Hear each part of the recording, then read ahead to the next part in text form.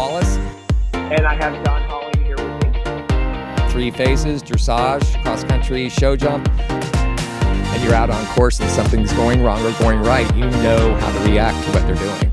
It was built originally to be a schooling facility, and so everything's set up very conveniently.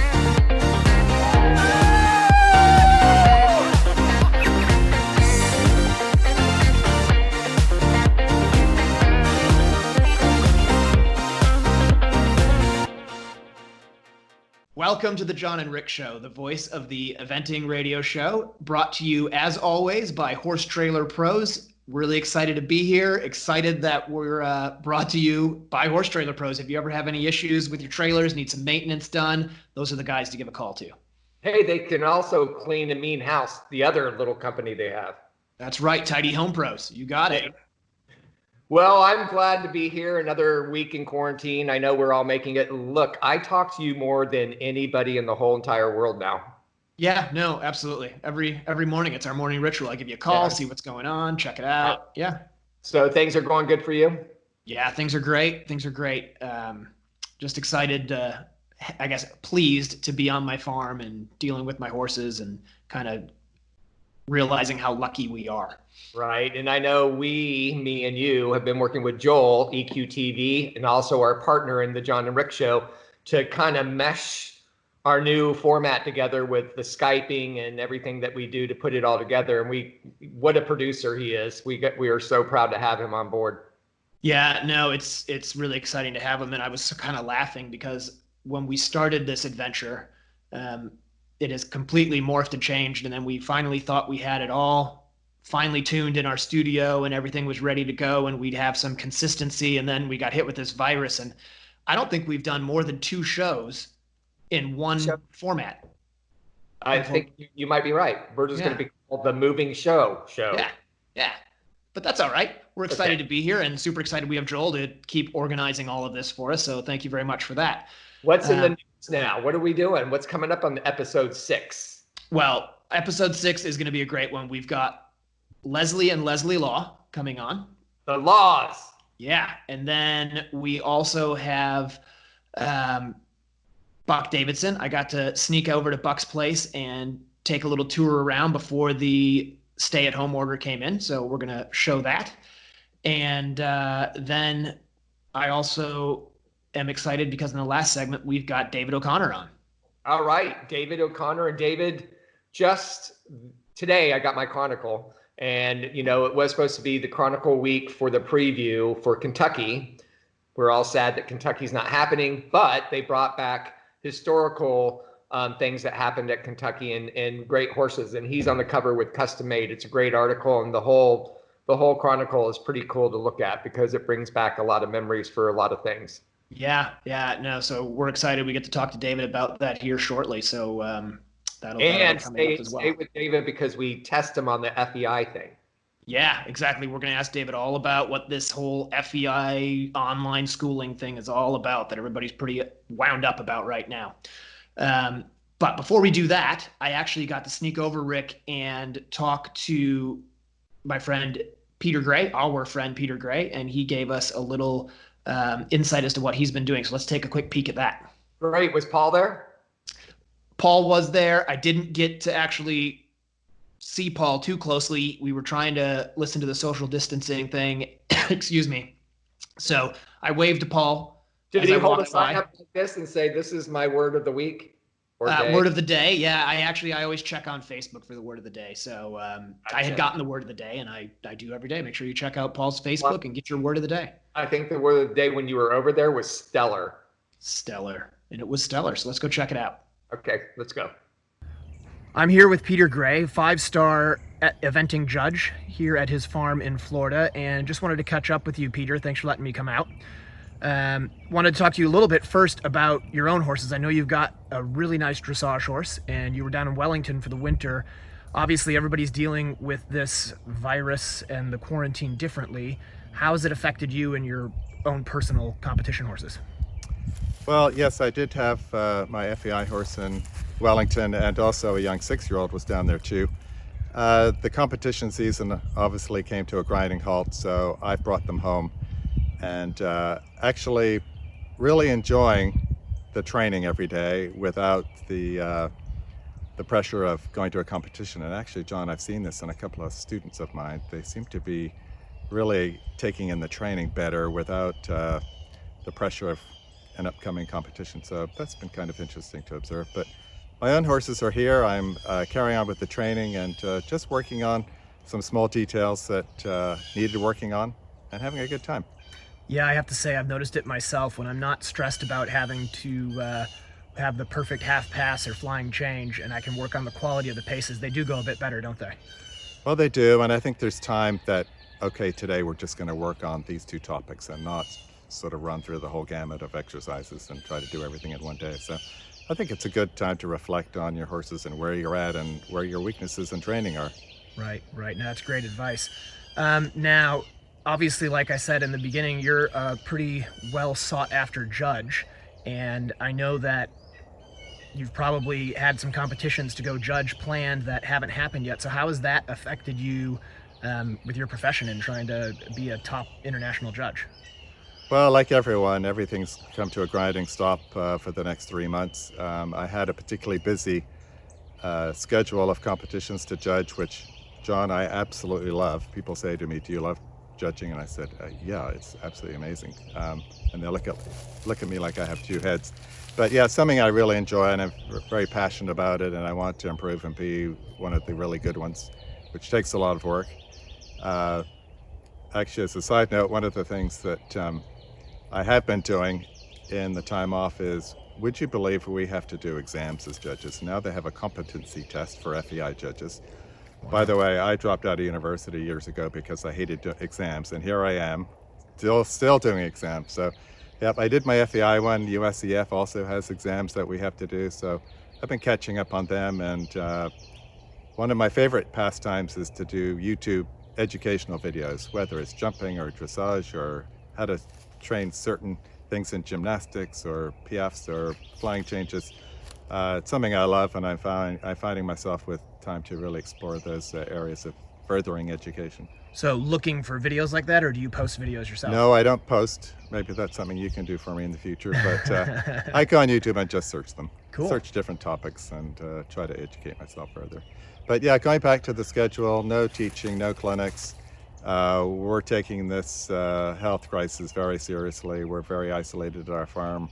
You're the first one that's come through the gates, to be honest.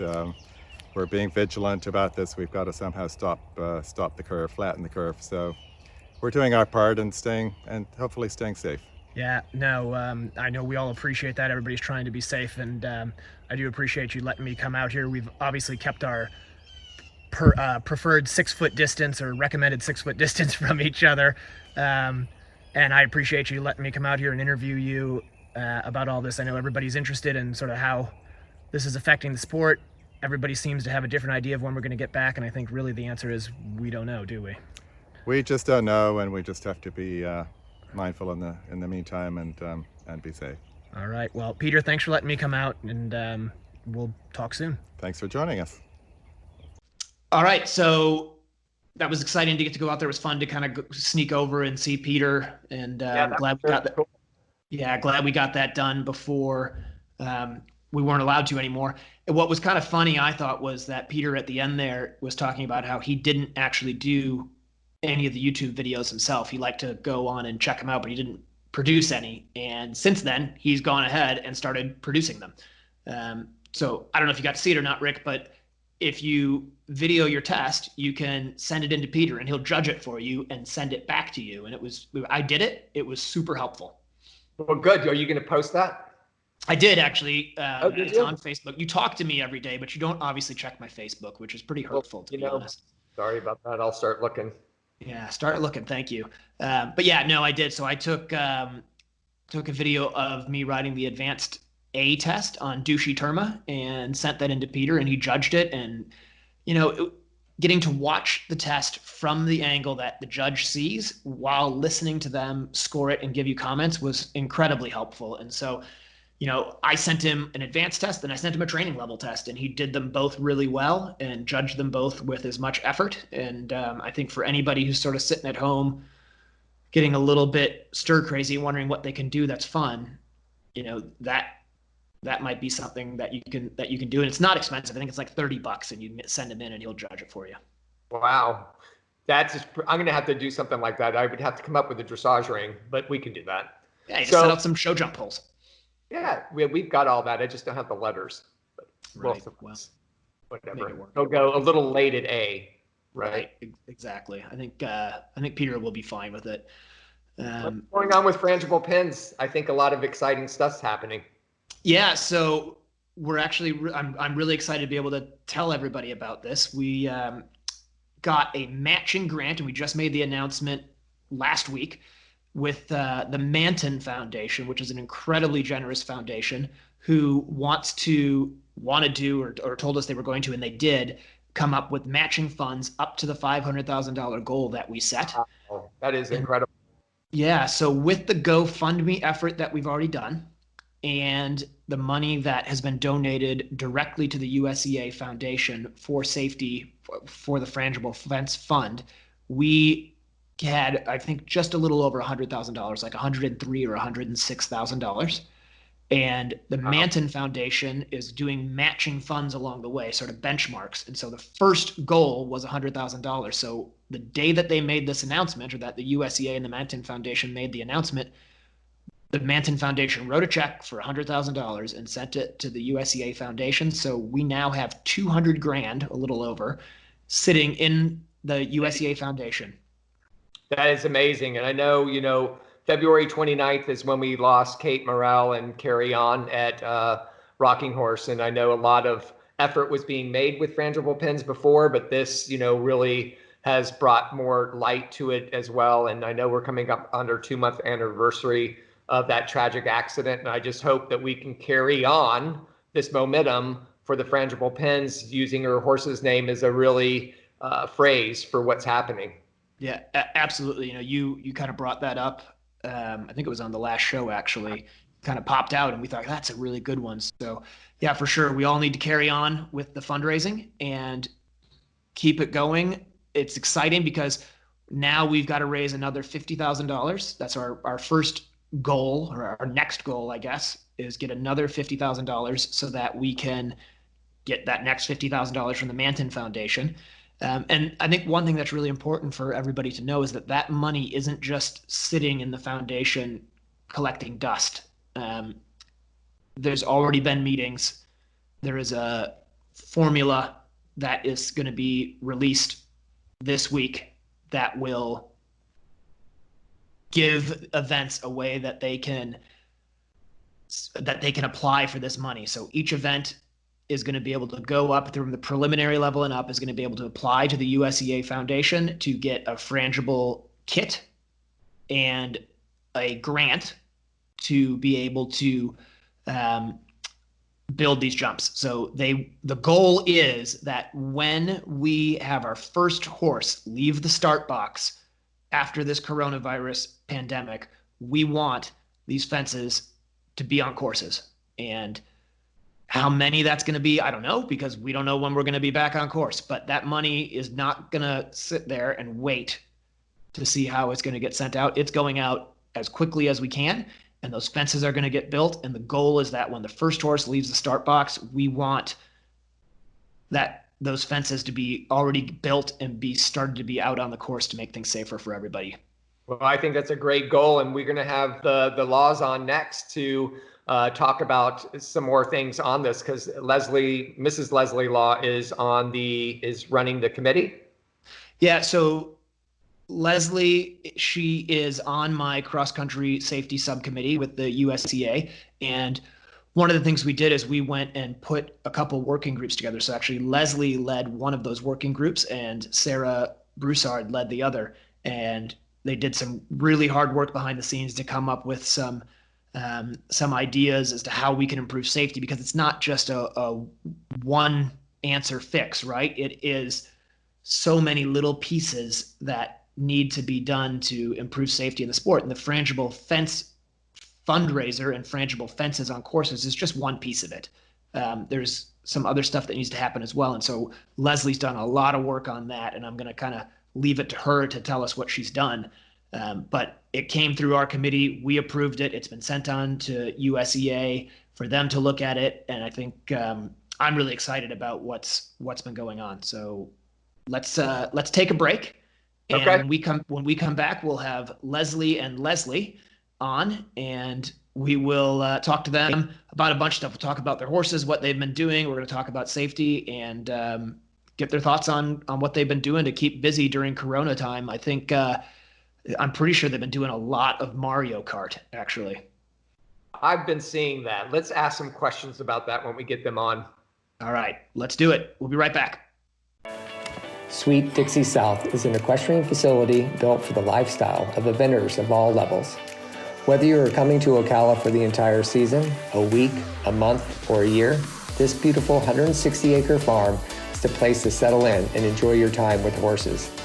They offer a full cross-country course with 2 water features, banks, ditches, and amazing footing to gallop, a spectacular all-weather footing ring, large grass jumping fields, and dressage rings. Located in the rolling hills of North Marion County in Reddick, Florida, Sweet Dixie South has 100 stalls and numerous paddocks, apartments, a line of camper hookups, washer and dryer amenities, as well as common areas to complete your experience during your stay. Under the ownership of Mike Campbell and the management of Can-Do Joe Adams of Top Rail Tack, Sweet Dixie South has transformed into a premier eventing training facility in Florida. Go to www.sweetdixiesouth.com for more information.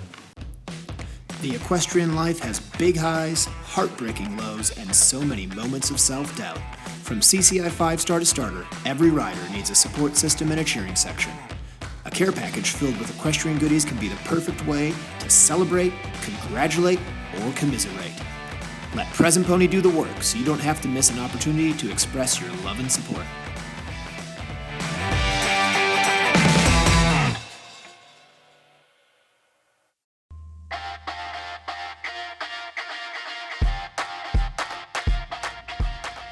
Jump for Joy USA has what you need for your private farm or recognized competition. Our jumps are no maintenance, easy to move, and affordable. No scraping or painting necessary. We offer jump stands, wings, fillers, water trays, and more. Poles are wood-filled and available in 4 weights and lengths. And we now offer octagonal poles. Our cross-country portables and brush jumps are extremely useful and have been used for training by the British eventing team since 1990. Easy to move from the arena to the field and no tractor required, so you can change your setup often. We ship coast to coast in the USA and Canada. Visit our website, jumpforjoyusa.com.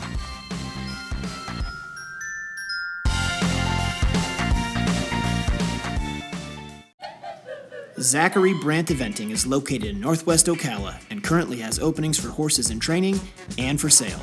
Zach has experience riding multiple horses up through the advanced and 4-star level, as well as teaching riders and horses of all ages and levels. In addition to teaching lessons, Zach is also available for clinics, as well as coaching at competitions. You can find Zach on Facebook and on Instagram.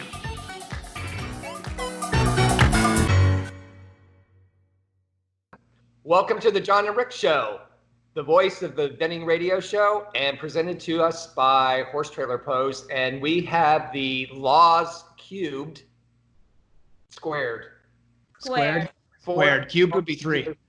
Yeah, cubed is 3. We can make it cubed if you want. It'll just take me a I'm just so joyful that I have both of y'all and I can see your faces because I'm used to seeing you all the time and I don't see you anymore ever. So how are you making it through this pandemic? Are y'all hanging in there all right? Yeah, we're hanging in, doing the same as everybody else, staying at home. Staying at home, doing your own thing? Yeah, but I think we're very fortunate really in that we, like you guys, we have a farm and we're able to ride our horses and keep ourselves busy and stay amused. And so I think compared to a lot of people, we're really, really fortunate. Yeah, and I know, Mrs. Lesley, you've been finding out what homeschooling's like, huh? Yes, I've turned into a part-time teacher for sure. But I got to say, the schools, we're very lucky. We're in such an age of technology, aren't we? That they were able to do that. And the school's done a really good job. But I do have to be there. It's now taking up probably half my day because obviously technology has its share of problems and it's all new. And there's glitches and this and that. So I've been there. I don't do Spanish or STEM because I'm no good at those two things, but everything else I try to be there for. So I do Spanish and STEM. He's lying. I'm sure you do. Do you do it with an English accent? I like it. He wouldn't even know what STEM Yeah. stood for.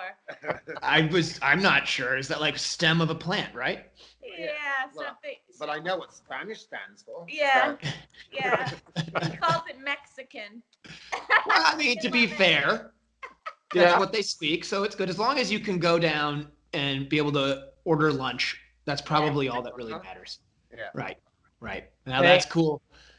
Hey, I know this whole pandemic thing has, Mrs. Lesley, you've been really on top of it from the very beginning. I remember seeing you March 14th, specifically at the Ocala horse trials.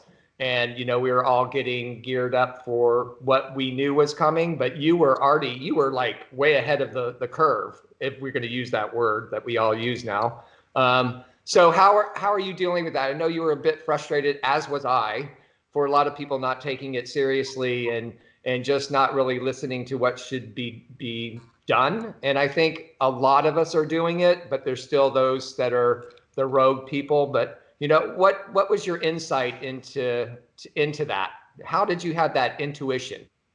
Well, it's actually a really funny story. It started back in the Rocking Horse before Ocala. So I guess that was probably 2 weeks before. I don't know the date when the last Rocking Horse was, but owners of ours, the ones that own my little novice horse, they were very kind to me. And because I was going on the Sunday just on my own, they had offered to lend me their truck and trailer so I didn't have to take the big rig. And they had this lovely new truck. And when I got in the truck, the first thing that happened was I almost got squished because they're very small in the trucks these days. You know, the seats just adjust. And the second thing that happened is they had their Sirius radio on very, very loud. And it was a new truck. And I could not figure out how to change this radio channel or even turn it down. And they had it on a news station, Sirius news station. And I couldn't work it out. So I was forced for the hour and 15 minutes to listen to this news channel. And I got to tell you, by the time I got out of the truck, I was terrified about this virus. And this was the first I'd really heard about it. So whatever, 2 or 3 weeks before that Ocala. And I got out of the truck and it was really funny. I went to walk my course. I was there alone. And I remember stumbling upon Joe Meyer and Bobby Meyerhoff.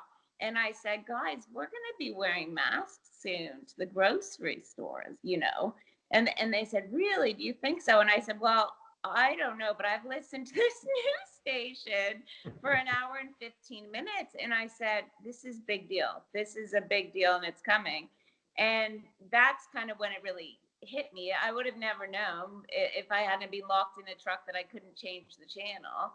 But that's when it first hit me. And then, you know, we say we're lucky and we are lucky and everything, but this is a big deal. I mean, I thought the event of my lifetime was 9/11. You know, I thought that was going to be what we all have things that defined our lifetime. And I would have thought that was it. It's a really big deal, big deal. And I can't wait for it to be over with. I don't know how it's going to, I think we're all starting to see now that it is going to be a new reality. It's going to be a before virus and an after virus reality. And I don't think any of us really know what that new reality is going to look like. I don't think it's going to be the same, personally. No, I agree. Not pretending Yeah, I know, but I'm trying to listen to you because I remember that day you told me the same thing, and I remember distinctly saying to you, "You're being ridiculous. It's going to be fine." And obviously, I am like a prophet because I got that dead wrong. So now every time that you say something to me, and I'm like, "Oh, she's just blowing this out of proportion," I'm like, she's probably right again. I'll just shut up and listen. Well, it has been known to be blown out of proportion before now. So you don't mind it some of the times, no, though. but, you know, I really understand where you're coming from, John. I really do. Oh, I appreciate God. that. Well, Yeah, I I'm know- really worried about our governor. It's back to Rick. our governor worries me. Sometimes I watch the other states and I'm like, why can't we have that guy? We haven't even, Lesley and I have applied for the PPP, and the country's run out of money already again, and we're still waiting on that. And I look every night at the Marion County rates, and we're still on the rise in a big way. In a big way, we're still on the rise. And yet the governor wants to just open the beaches and do this. And when he said about the schools, I emailed the school right away and I was like, please don't even think about that. It's just crazy talk. And what's the point of opening schools, a month before school starts? I've got, one of Liam's teachers is pregnant, and, they don't need to be going back to that for the sake of a month. It's just, I'm worried about the governor. I totally agree. I think we all, it all comes down to leadership and what you look at and how you do it. Yes, we all want the world to open back up, but we need to open it back up in a very strategic way. And until we can come up with, I kind of made this joke that as soon as we have a test that's like a pregnancy test that we can spit on and it turns a color pretty fast, this is going to be very hard to get a grip around, and we really need to think about it and phase ourselves back in strategically and safely, because this isn't going away. And usually it's the second wave that really gets a lot of people, and we're only in the first wave. Yeah. So one thing I just wanted to talk about that's incredibly important and serious here is, I know for all of us, we get stuck at home and we get a little bit stir crazy and we're trying to find things to do, but you guys have found a really exciting hobby. I believe every night practically you get on Nintendo Switch and challenge Chris Barnard. What's his name? Baldy or King Baldy or? Don't say that. Yeah, Flatter him. Yeah, Chris's name is Baldy. Yes. Yeah, which I think is awesome. And you guys play Mario Kart, and Lesley, Mr. Law, you've become improved. I would say it sounds to me like you've gotten the award for most improved Mario Kart driver. I'm not sure about that. I mean, as you know, I'm not a big one for video games, so I've had very little experience, and I still end up finishing last every night of the 9 contestants. No, he's really improved. He's really improved, and he's not going to want to say this, but he's getting to the point where the other night he threw the controller down and walked out of the house. So that tells you how involved he's getting in the right. So you don't have to look at the controller anymore to see which buttons to push. I understood that. That's good. I'm getting better. But the thumb and the fingers, they all sort of get they get a bit mixed up, and I go in the wrong direction, but he's been fourth. It looks like I'm going to get a lot more practice anyway, so who knows? Right. So you just missed out on the medal in 4th place, and who would have ever thought that Mr. Lesley Law, the Athens Olympics gold medalist, would be competitive and get frustrated and throw the Wii controller on the ground when he didn't win. It really was awful, John. I had to say, it was awful. It was awful. I was like, can you please not have a strop? We're in quarantine here together. This is supposed to be fun. So honestly, I had to be last a few times. Just so, oh, wait a minute. Yeah. So you've thrown a couple to keep him happy. That's great. That's great. I almost called up the other 8 people and we're like, can you take it easy on Lesley for a couple nights, because I don't want him having a strop. It's a bit like when we go eventing and I purposely get time faults on the cross country. So Lesley can stay ahead of me. Oh yeah, I know you do that a lot. You're always willing to lose the competition for your wife. I've noticed that as you prance around with ribbons. I've given up so many. All right, guys, listen, we're going to take a quick commercial break, and then we'll be right back with you. Cool. Perfect. Special thanks to our contributing sponsor, Black Horse Farm, Fox Hunting and Eventing. Located in Area 4, Black Horse Farm and the Mossback Hounds in Elizabeth, Illinois, welcome active USEA eventers to come join them for an introductory fox hunt free of charge.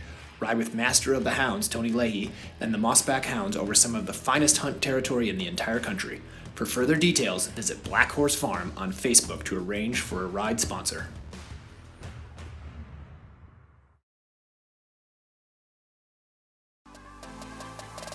When I compete, I demand the best out of my horses and myself. That means being the best version of me I can, both mentally and physically. That's why CrossFit Antics is my home gym. Coach Vilma creates a fun, welcoming environment that encourages athletes from beginners to seasoned veterans to be their best. New to CrossFit? No problem. Coach V will modify the workout to suit you in a fun, challenging way. Be sure to mention the Jon and Rick Show for a special discount.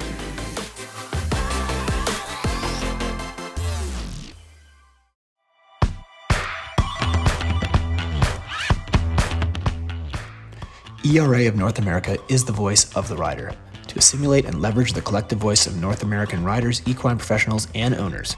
ERA of North America works to improve the overall safety, welfare, visibility, and growth of the sport. Be sure to go to www.eraofna.com and jump in. You can compare, you can contrast, but in the end, there's only one ultra-premium horse feed. Pro Elite Horse Feed. Its nutrition lock formulas ensure quality. Its advanced amino acid profiles maximize performance. Its regulated starch and sugar levels mean confident calorie sourcings, and its superior digestibility leads to an overall healthier horse. When it comes to feeding your champion horse, there is no competition. There's Pro Elite Horse Feed. For more information, visit www.proelitehorsefeed.com. Welcome back to the Jon and Rick Show, the voice of the eventing radio show, brought to you by Horse Trailer Pros. And we're really excited because we are still joined by Lesley and Lesley Law. So thanks for sticking around, guys, and spending a little more time with us. Yeah, thanks for coming back. No problem. So I want to say something real quick. I know we have some important stuff to talk about, but when we were talking about Mrs. Lesley, I had to share with her a couple weeks ago. I had this very vivid dream, and she was in it. Oh boy, are you sure this is safe for air? It is. It's rated G. Oh, okay, good. Go ahead then. So she was actually flying a plane, and I was a passenger. And we were like flying and like going through ravines, and then we were coming up to some place, and we were supposed to land. And I have like 100 hours in a small aircraft, and I was like, "What are you doing?" She goes, "Just be quiet. I know what I'm doing." And she literally landed this plane and then parked it like really efficiently. And then she popped up the top and she said, "We need fuel." And then she got out and ran out. And that was part of my dream. But she went on to go on. But she was obviously leading. I'm believing in her. So I let her take the controls. And so I just, from that, now believe in Lesley Law Mrs. Yeah, well, and I think that's a very strange dream, and I'm not sure I'm happy that you shared it with us, but Do you want to hear my dream? Yeah, no, I do not want to hear your dream. I know you, absolutely not. But what it does sort of bring to mind is that Lesley is a good leader, and because of that, I was actually really fortunate. She's on the cross-country safety subcommittee, and I put her in charge of one of the groups, one of the task force, to look into the minimum eligibility requirement and rider licensing, right, Lesley? Yeah, and that's very true. You did put me in charge because I got a text message at 10:15 at night one night from John Halling saying, "Can you please lead this task force?" And I thought, I'm not answering him. It's 10:15 and no, I'm not going to do this. And the next morning there was an email in my inbox saying, "And Lesley's agreed to do this. And Yep. so she's going to be leading this up." And I thought, oh no. Yeah, that's how you do I'm it. very happy to be doing it. Very happy. See, my dream is a good segue for leadership. Yeah, I knew what you were doing. Well done. So why don't you just tell everybody a little bit, Lesley, about what your recommendations were and what's going forward to the USEA? Okay, well, obviously there's been so much talk about safety, and we are also invested in it for our sport, for our people, for our horses, for the future of everything. And it's an ongoing thing, and it has, we get a lot of talk about the frangible fences, and that is so important. But again, safety, just like in every aspect of the world, there's so many layers to it. It's not one thing, it's a multitude of things that have to be worked on. And so this rider licensing is hopefully going to be a big step towards the right direction as well, because when I looked into the current, as far as qualifications we're talking about here to upgrade and to do the levels, I had never actually read them before. Like, as far as looking at the actual rules, I had never read them. And when I read them, I was really, really shocked to find that they are very, very specifically driven towards a professional type person, and a good professional at that. And yet they are the regulations that everybody falls into. And we know that of everybody, a very, very tiny portion is actually a good professional, right? It's a great amateur sport and a huge amateur sport, and there isn't that many professionals, and yet our regulations are designed for professionals. So that's what my group looked into: how to make it safer for people to upgrade. And so that's what we've been doing, and we're putting it forward now to basically tightening up the requirements for you to upgrade. And I looked at it both as from, yes, the safety feature for the number of runs, but also the quality of runs, because I think the number is always important, but it's also quality control, and you're controlling the quality of our product is the riding, right? And the horses, that's our product. And you hear all around the world, they talk about quality control of their product. Well, our product is the riding and the horses. So we have to look at the quality control of that. And it's very loose the way it is right now, and very easy, quite frankly, to upgrade.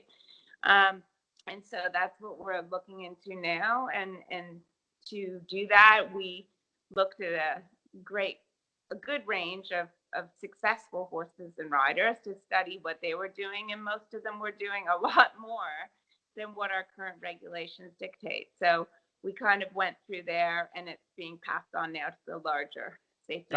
And I think that's probably the biggest point, Lesley, you're making is while those were in there and we were talking about what the minimum requirements were, I know as a professional, I might have a young horse that's 5 that's done more than what's recommended to move on to the next level. But I'm like, there's no way that one needs to run another 3 novices or either 4 novices before I do something different with him. And I think that is the kind of thinking that sometimes isn't transcended down the ranks. And that's what we have to, I think, implement to bring it with the quality of the rides into making it an effective rule that you're working on. Exactly. And I'm hoping that with what we're putting through is, I'm hoping we're going to hit a lot of boxes. We're going to hit the numbers. The numbers have to be bigger as far as number of events to qualify.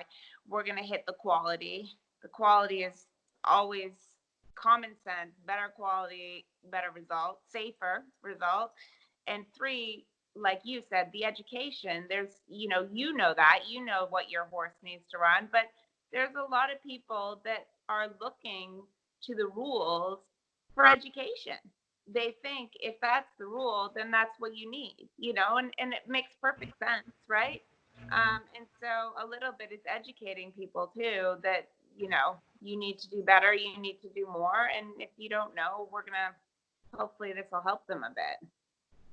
Right. No, I'm really, really proud of the whole group, and particularly you, that, we came out and there's 4 or 5 things that have come out of that committee as recommendations to try to help lessen the chance of accidents and, improve safety in the sport going forward. So really well done. And thank you for taking it on, even though you didn't actually have a choice, because I just made you do it. He had an auto reply, yes. Yeah, I knew if you didn't answer immediately, was going to be a yes. And you and Sarah both didn't reply immediately, and that's why I sent it at 10:15 at night, because I knew you wouldn't. And then I just said yes. So Sarah Broussard led the other group, and I can't thank you both enough for doing that. And so just a little bit of a transition then. Mr. Law, you have a really exciting group of horses. Actually, you both do. Lesley and Lesley, you guys both have a really good group of horses. But I feel like, Lesley, we've kind of left you sitting over on the other side of the couch there and haven't let you talk at all about your stuff. So Very happy. I know you look happy. You look happy. But, you guys obviously have a great string of horses, both of you. And obviously none of us know where we're going or what we're doing. But, I'm a little curious. You've got Splash, right? And he's looking great whenever I get to see little videos of him jumping. And then John, while you say that, just so we can help people that don't know who Splash is, can we give Splash's name. He's the horse that was gonna win Kentucky this year. That's the big gray horse with all the white, Voltaire de Trait. Trait. Yeah, and then you've got another really exciting advanced horse, the big gray. What's his name? First Class. First Class, right. So if we get to compete ever again this year, what are your hopes for those two horses? Where do you think you might go? You think you're going to take a crack at Fair Hill 5-star with Voltaire de Trait? Oh, most definitely. He would go to Fair Hill. Yeah, if all this gets sorted out. I think and I think fortunately for that horse now, I mean, he wouldn't have to have a lot of events prior to it in order for me to feel ready and prepared for it. He went to Land Rover Kentucky last year, and he did manage to get a run in at Rocking Horse and Red Hills in at the beginning of the year. And he is just a fantastic, awesome cross country horse. So I think I could go to Fair Hill off minimum runs. We're very lucky now in that we gallop over at the Jockey Club. I know exactly how to get him extremely fit without having to run him. So Fair Hill is definitely the goal for that horse for sure. And then the other horses, would you be thinking Jockey Club then? Yeah, the First Class horse. He was sort of he had the advanced at Chattahoochee last year as his first run, and then he ran at Rocking Horse and also at Red Hills as well. He is younger. He's just of 9 years of age this year, but he's looking a really exciting horse. And Jockey Club 4-star long would be very much on the cards for him as well. How many runs do you think you'd have to have with that horse to get that done? That would be a little bit more difficult, because he doesn't have the experience. In the perfect world, you'd want a minimum of 3 runs in him, and I'd probably like 4 really. But Jockey Club would be the aim, but being a younger horse, he would be a horse I'd also have to see, what we could do before that. And if it wasn't right, he would have to wait till next year, and that's all there is to it. Right. Well, And to that point, so the Jockey Club's the national championship this year. It's moving from Fair Hill, and then Fair Hill is now being billed as the Maryland 5-star. yes. Correct. Yeah, I keep calling it Fair Hill. I got to change that. Good catch, Rick. I think the Jockey Club is probably, like sitting there in November is looking a really good date, quite honestly. Yeah, it could be the first event of the season. Who knows? And it may even be attractive to the Europeans. Right. If they can't, their season pretty much is over by mid-October, and and if they can't get events in and stuff, that could be something they might think about. Well, that's a good point, especially with the Olympics next year now. Correct, because it'll be a qualifier. Absolutely. Well, listen, guys, I really appreciate you both coming on and taking the time to join us. It's super helpful, and with giving us all the information on the frangible stuff. Fun to catch up with you guys on the horses. And once we get out of this quarantine, we'll have to have you guys both into the studio and do something in person. I can't wait. I know, Thanks, you guys. haven't asked me what I miss most. What do you miss most? It's your cooking, John. Yes. Yes. Thank you. You're welcome. All right. Great seeing you. I'm sorry it's this way. We can't wait to see y'all in person. Great All to see you right. guys. See you guys Take soon. care. All right. See you soon. We'll be right back after these commercial break. The equestrian life has big highs, heartbreaking lows, and so many moments of self-doubt. From CCI 5-star to starter, every rider needs a support system and a cheering section. A care package filled with equestrian goodies can be the perfect way to celebrate, congratulate, or commiserate. Let Present Pony do the work so you don't have to miss an opportunity to express your love and support.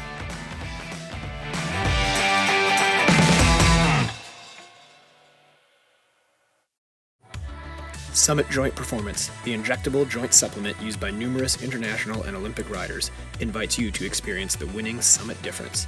Made of all natural ingredients, Summit increases mobility and comfort. Win your class with Summit Joint Performance.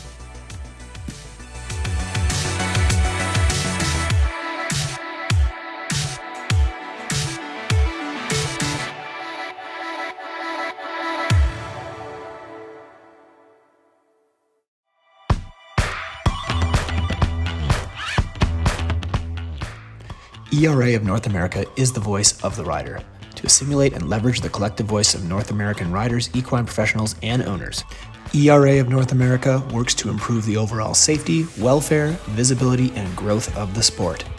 Be sure to go to www.eraofna.com and jump in. Welcome back to the Jon and Rick Show, the voice of the eventing radio show and presented by Horse Trailer Pros. Hey, John, we're in the fourth segment here, and we're going to be going out to see Buck. Tell us about your trip and what happened going out there. Yeah, so just before the stay-at-home order came into effect here in Florida, I was able to get over to Buck Davidson's farm. He's actually just a mile and a half down the road from me. And I thought it might be fun just to let everybody take a little tour of his place. He showed me around the barn. There weren't many people around because of the social distancing that was in place at the time. So I got to kind of stand back in the middle of the aisle and talk to him, and then have him show me some of his horses, which I thought for those of us who are stuck in apartments or not able to get out to see our horses at boarding stables, it might be fun to get to see Buck and his horses. And it was actually really nice to see how much those horses like Buck and how much Buck loves his horses. So let's go check it out. I'm excited. Let's go. I'm joined by Buck Davidson today. And Buck, thanks for letting me come out. We just wanted to talk a little bit about, obviously everybody's dealing with this quarantine and what you guys are doing here, how it's affected you, and sort of what your plans are. Yeah, I think I'm like everybody else that we don't really know. Just trying to sort of stay away from everybody and try to keep the horses in light work. Obviously, we don't want any accidents. We don't want anybody going to the hospital or, affecting people that are really sick. And so we're just, riding them around on the flat, doing some cavaletti stuff, not doing much jumping. But the horse is getting extra grooming. You can see here, Jack is shining like crazy, and the guys here are doing a great job. And he's keeping his social distance. He did come over and say hi for a minute, but more to his hay now. Right. So, so the horses you said are going to stay in work for now.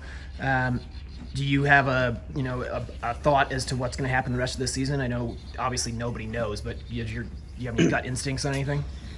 Yeah, well, at first I, kind of thought, oh, well, we'll be back by June, and then now I think, then you start thinking August, and then you start watching the TV, and they say, well, opening day is going to be this day, and then they start saying, well, maybe opening day will be this day if we have a season. And so then you start to worry about everything. Is there anything going to happen? But I guess I'm sort of an optimistic person, probably stupidly optimistic, but I'd like to think that things will get back to going. And, at some point, I think we're going to have to get going.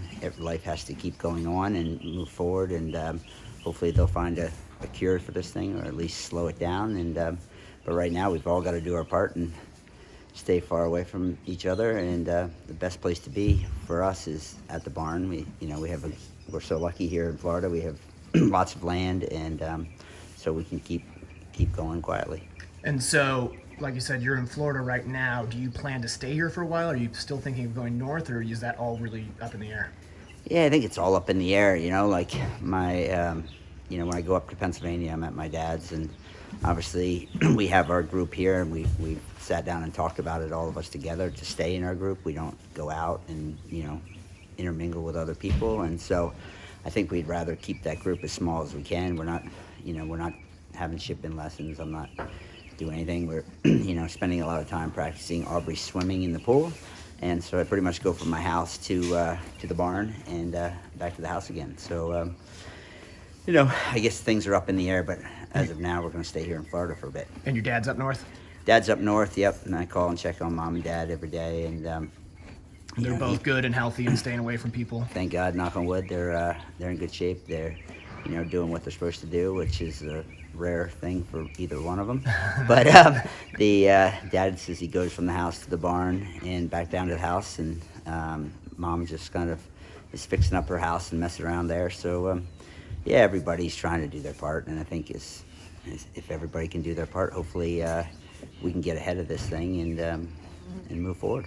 Cool. Well, you had offered to maybe show us a couple of the horses, so maybe let's take a peek at who you got in the barn here. Yeah, we have some nice ones right here. We have Jack My Style. Come here, Jack. Come over here, buddy. So just for the viewers, tell us who he is, what he's done. Jack My Style. He went to Kentucky last year, and I fell off my first one. But I think he was fourth at Fair Hill. I had a crashing fall with him at the gates at Burley last year, but he's come back and The infamous Burley Gates. Burley Gates, yep. But he's a very nice horse. He might have been second in a rocking horse. He was due to go to Kentucky. He's very fit and well, and was really looking forward to this spring with him. And but anyway, he's enjoying his easier time. This is Victor BZ in here. He's just hanging out.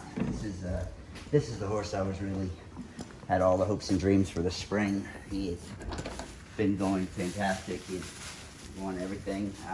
He's finally filled out to a real horse. This is a horse called Carlevo.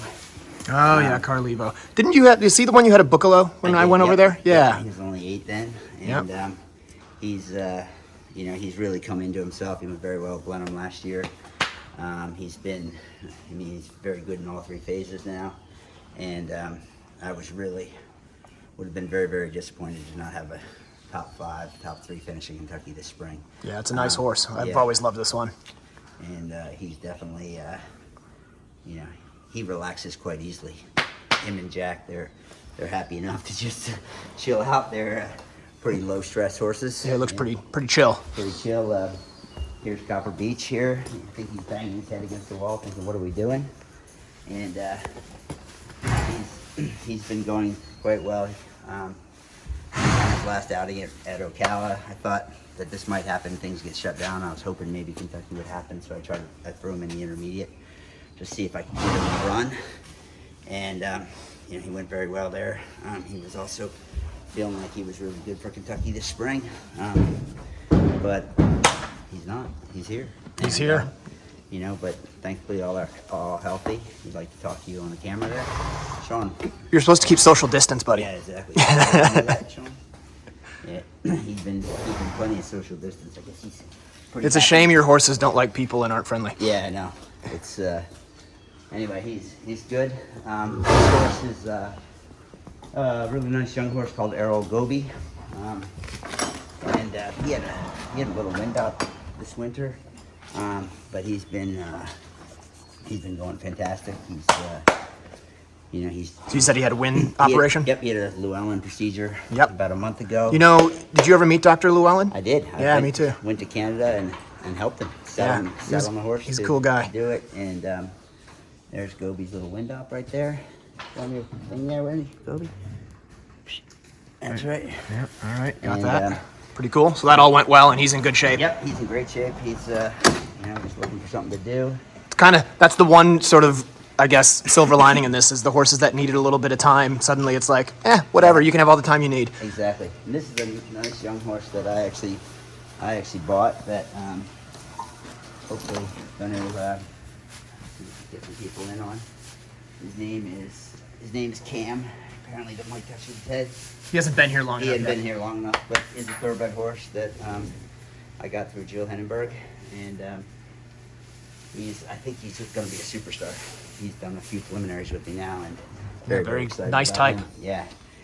And then here's the Holly Jacks calls him her boyfriend. This is a very, very nice young horse that just did his first preliminary. He's a 6-year-old called Serafino D. And I think I have high hopes for this one. I think it might be a superstar. And what's he? He is German. I got him, as I've got most of these from JP Sheffield. Yep. And Kathleen Kuchka and Carl Siegel. went in together on him, and it's very, very exciting young horse. He just did his first preliminary the other day, and yeah, very high hopes for him. And then the other one that's maybe enjoying his rest, I think, could be as good a horse as I've ever had. This is a young horse called, we call him Rolo, called Cooley Candyman. He was second in the Jockey Club last year in the 2-star. He's done a couple intermediates. It's a really, really, really good horse. He's just a 7-year-old. But as you can see, he's beautiful. He's sweet. He's owned by the same family that owns Carlito. And I'm very, very excited about him. And just really looking forward to having a really good spring season and have a really nice advanced horse in the spring. But anyway, he won't do him any harm to be getting some extra training and get everything up to speed. Cool. Awesome. Well, I appreciate the tour and meeting the horses. I know everybody watching is probably just jonesing to be out at a farm and seeing some horses, so this may be some good therapy for everybody who's having to do their social distancing. So thanks for your time. No question. And these horses, I'm not sure they totally get the social distancing thing here, but but everybody stay safe, and hopefully we'll see everybody soon. All right. Thanks, Buck. Thanks, John. Special thanks to our contributing sponsor, Black Horse Farm, Fox Hunting and Eventing. Located in Area 4, Black Horse Farm and the Mossback Hounds in Elizabeth, Illinois, welcome active USEA eventers to come join them for an introductory fox hunt free of charge. Ride with Master of the Hounds, Tony Leahy, and the Mossback Hounds over some of the finest hunt territory in the entire country. For further details, visit Black Horse Farm on Facebook to arrange for a ride sponsor.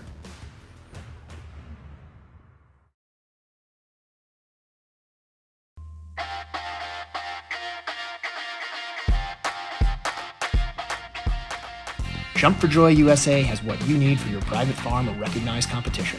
Our jumps are no maintenance, easy to move, and affordable. No scraping or painting necessary. We offer jump stands, wings, fillers, water trays, and more. Poles are wood-filled and available in 4 weights and lengths. And we now offer octagonal poles. Our cross-country portables and brush jumps are extremely useful and have been used for training by the British eventing team since 1990. Easy to move from the arena to the field and no tractor required, so you can change your setup often. We ship coast to coast in the USA and Canada. Visit our website, jumpforjoyusa.com.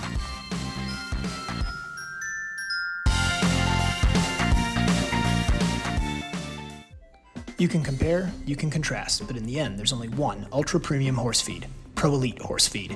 Its nutrition-locked formulas ensure quality, its advanced amino acid profiles maximize performance, its regulated starch and sugar levels mean confident calorie sourcings, and its superior digestibility leads to an overall healthier horse.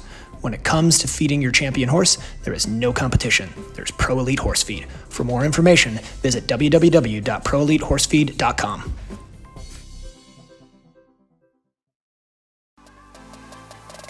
When I compete, I demand the best out of my horses and myself. That means being the best version of me I can, both mentally and physically. That's why CrossFit Antics is my home gym. Coach Vilma creates a fun, welcoming environment that encourages athletes from beginners to seasoned veterans to be their best. New to CrossFit? No problem. Coach V will modify the workout to suit you in a fun, challenging way. Be sure to mention the Jon and Rick Show for a special discount.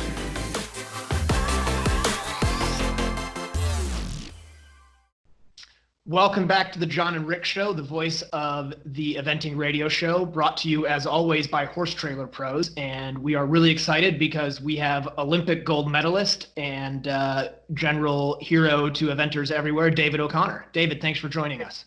Well, thanks for having me. It's great. I'm sorry we're having to do it this way. I was looking forward to sitting down on your studio, but we all have the things we're doing. Yeah, well, we'll have you in once we're allowed. We'll have you into the studio. Don't you worry. Hey, Rick. Hey, David, how are you doing? Thanks for being on the show. I know we're, like you said, we're all cordoned off, but I think in mentioning we are all three lucky, I think, being on farms and being able to have a little bit more liberty than most people. So that's a good thing. Absolutely. And still with our horses and all that kind of stuff. It's, exactly. We're in that part, we're pretty spoiled. I just can't imagine being in an apartment in New York City. It would be that would be a hard thing. But it's something we all have to do. We have to all take it seriously. I agree with you. And I think that's been going around a little bit. I get a a bit frustrated with some of the Facebook postings, but I guess that's just a natural thing anyway. So with that being said, I wanted to congratulate you. You're on the cover with Custom Made of the Chronicle for the Kentucky issue week, because obviously we needed some great star to take over for what would have been the preview by Jimmy Wofford. So what a great horse, huh? Yeah, he was. He was amazing. He's, it's we just lost him this summer. At 34 years old, he had a great life. Retired at Mrs. Mars's place. But he was just one of those unusual horses. And when the Chronicle called me and asked if they could do a thing on it, because it's 20 years ago that weekend happened, and you tend to forget the intensity of it. And so I was quite honored that they wanted to remember him. And I haven't seen the article yet. I look forward to seeing it, but I'm very honored that they wanted to remember him like they did. Yeah, I know he was a special to your heart, and I do know one thing you made mention in that article, because I was able to read it, was you talked about galloping up the hill to a big table, and him jumping the table, and you said in midair, "I don't think I'll ever have this feeling again." Absolutely. That was at Over the Walls up in Massachusetts, Right. that Torrance used to run. What a wonderful event. And, it was that last year that I rode him and competed him in 2002. And, I just remember going up that hill and having him just, explode. Just a normal fence, but just explode. And it's a very true story. I was in the air thinking, that is raw, that raw power you just won't feel again. I mean, it's just pure raw power. And it was, he did that a lot in badminton and places like that. That was such a strength of his. So it was a pretty cool 10 years of my life. Yeah, he was a pretty amazing horse. I have to say, David, my favorite, everybody has a favorite memory of watching you with Custom Made. And my favorite memory I love, because it's very unique to me, and I think I've told you this before, was when you brought him to Kentucky the year that you retired him at Kentucky.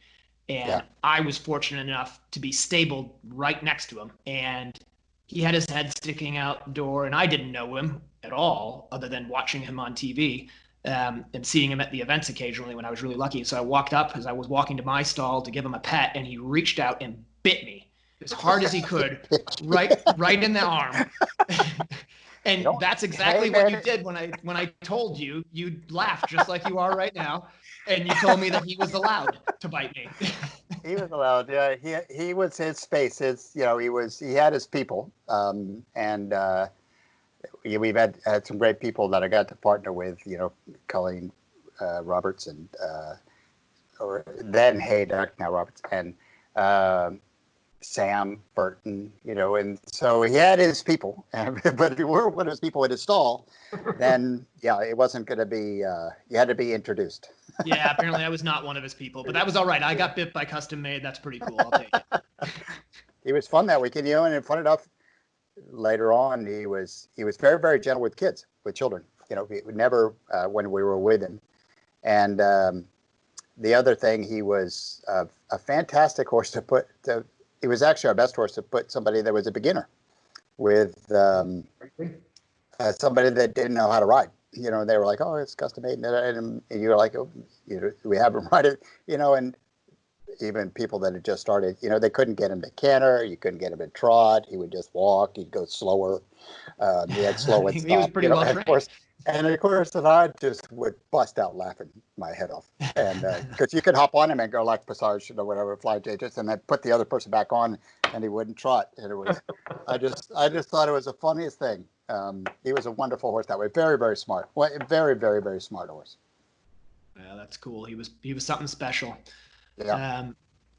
So one of the other things we wanted to just take some time to talk to you about, which I haven't prepared you for, so get ready.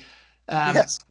Obviously, everybody right now on social media is pretty worked up over this FEI schooling show statement that was made. And so I was hoping maybe you had some insight into it and exactly what it means to us as eventers. And, you know, they were talking about online dressage shows and how officials couldn't judge them and could competitors ride in them. And, you know, what are your thoughts on it? And I have a feeling it just needs to be clarified a little bit, that it probably isn't as bad as everybody's making it out to be. Yeah, it's a funny thing. It's been actually going on in the dressage world. It's been played around or asked for years, and obviously for an actual competition, it's very hard to make sure that it's a level playing field for everybody. Basically, that's the main thing. And so using these ideas as educational things, absolutely, but and maybe with a score, but not really having that you're going to get a first place, or maybe there's points that lead on to something else, or some type of ribbon.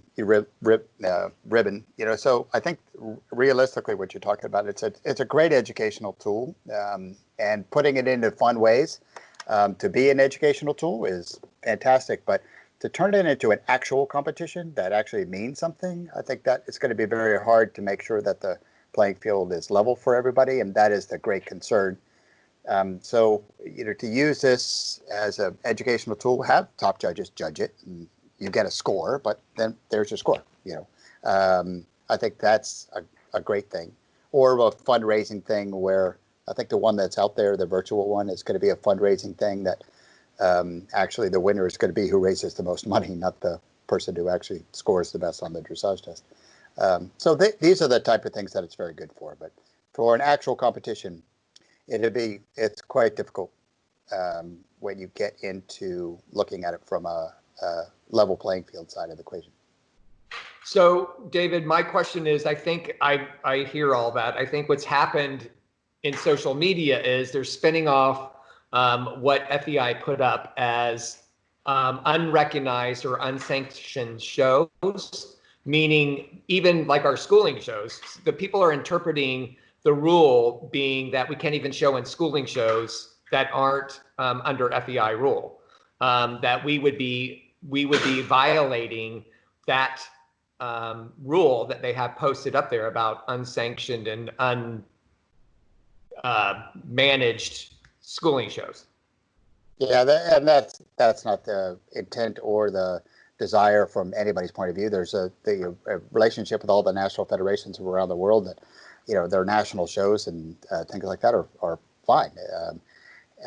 And unrecognized shows are a thing within the USEA and the USEF. Those are all fine.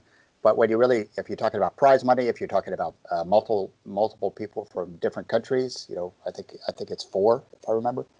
Having people from 4, that where it turns into a true competition, these are the things that really are become the issue, because then somebody could put up $1 million for a unrecognized schooling show, and is that really what we want? And that's been tested in courts before, so it's not like it's just a small thing, not in our discipline, but in other disciplines. Well, I know. And, so there's no desire or even thought process about schooling shows or things like that for the FEI to walk into that at all. That's a relationship with the national federations all around the world. And I think to your point, real quick to the point that you're making, I think Max Corcoran had a little bit of issue with the invitational, and she obviously this year made it a USEF competition because there was a lot of people wanting to participate in that, and it was getting to be more countries than she could do by the FEI rule. So, I mean, that's kind of the examples that you're giving, correct? Something Absolutely. like that goes into something bigger. Exactly. Those type of things. Prize money is a big deal, and again, having an international competition and quite a public one, that it gets into a different world, and there's national federation rules along the same lines. Perfect. Well, I appreciate you clarifying that for us. And I think, it just sounds to me like it's kind of going along the lines of what we've been doing the whole time anyway. And there's ways that people can certainly work around it. So, yeah, Absolutely. No, that's great. So, David, thanks for coming on the show. We really appreciate it. We do just want to let everybody know that for our next show, we're really excited. We actually have Lucinda Green coming on the show to join us. So that'll be super exciting. and then also have John Michael Durr. So we've got two great guests coming up the next time. Thanks everybody for joining us. David, thanks again, and until next time. Thanks, David. My pleasure, guys. Thanks a lot. Have a great day. Rick Wallace, And I have Don Holly here with me. 3 phases, dressage, cross country, show jump, and you're out on course and something's going wrong or going right, you know how to react to what they're doing. It was built originally to be a schooling facility, and so everything's set up very conveniently.